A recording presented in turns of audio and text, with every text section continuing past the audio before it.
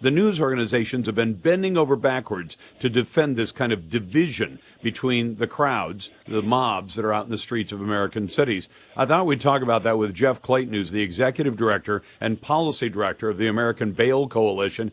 Jeff, welcome back. And is it fair to draw a line between the protesters and the rioters when the protester group is bailing out the rioter group? Well, it's really hard to figure out who's who. What we know is that nobody really is going to jail unless they do something heinous. During the main Minneapolis riots of 7 days, only 171 people were arrested. 168 of them were released. And only 10 of them had to post bail, most of them small bails. So they really just let the situation fall apart. And it's really hard to believe that any of these people really had any good intent, at least the ones that were arrested or given citations.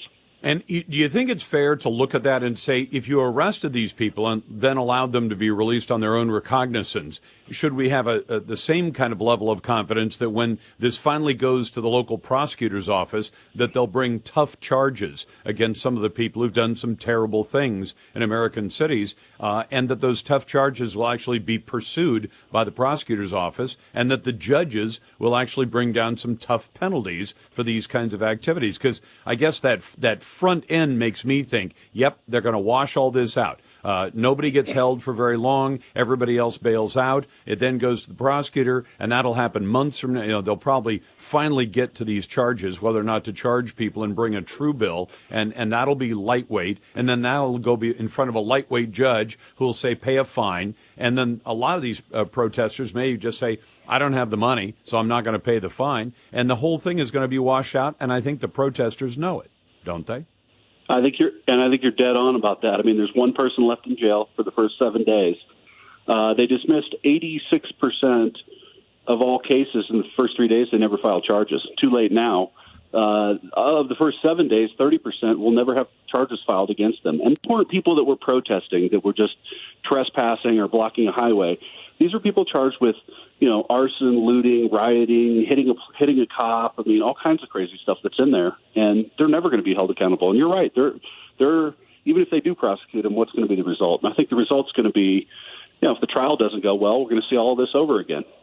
Well, and the case I'd made, Jeff, is I understand there are people out there who say, all I did was I wanted to go to my downtown, carry a sign, give a speech, make some noise. That's fine. But I've also pointed out that if those people truly wanted to be separated out from the other illegal activities that tended to happen after dark in almost every city, depending on the time zone, all the bad stuff started after dark. Most of the bad stuff did not happen during daylight hours. All the protesters had to do is say, we'll go out and we'll get 4 or 5 hours of protesting in. When it starts to head toward darkness, we'll all go home, and the police will be left to deal with the thugs who've decided to break up or burn down or attack American cities, and there will be a clear distinction. But a lot of the crowd seem to stick around because they understand if there's a crowd of thousands of people standing there and a few of them break windows or attack the cops, the ones doing the criminal activity, the assaults and that sort of thing, get the physical cover of the crowd to hide in. And in many cases, as you point out, very few of them even get arrested, and it'll be tough to find evidence against them. Exactly. And when the, violent folks out there that really could care less about George Floyd incite violence, that turns everybody else into a victim and makes the cops look even worse and creates a vicious cycle. So you're right. It's just gotten ridiculous at this point, and these people are never going to be held accountable, and that's the message that we're sending to them. Jeff Clayton is with the American Bail Coalition. So what's the right answer for handling these kinds of situations where we have, and when I hear people in politics say, oh, we have to listen to the community, they're pointing to the mob in the streets as the community, and yet, correct me if I'm wrong, in almost every city I've looked at, you have a community or a community that is several million in many cases. I mean, Seattle, for example, is a 4 million person metro area, and they may have 4,000 people out protesting or breaking the law. So when the politicians look at that group and say, that's the community we have to answer to, they're talking about answering to 0.1% of the entire population that they're supposed to be serving. What's the right way to deal with this? Well, the answer is to answer to the victims of the crimes and prosecute the crimes when people engage in violence. And it just stuns me that people, are saying police violence is the issue and the answer is violence. And it's completely ridiculous. So prosecutors just need to man up and say, we're not tolerating this in our cities. And it doesn't matter what happens. We are going to compensate the victims. If the police cross the line and they committed a criminal act, we will prosecute them. But we will prosecute anybody else who engages in such violence. And they're certainly not sending that message right now.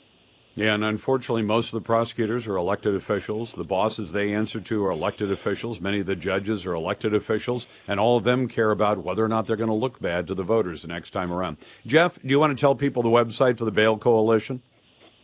Yeah, it's ambailcoalition.org, and thanks for having me on.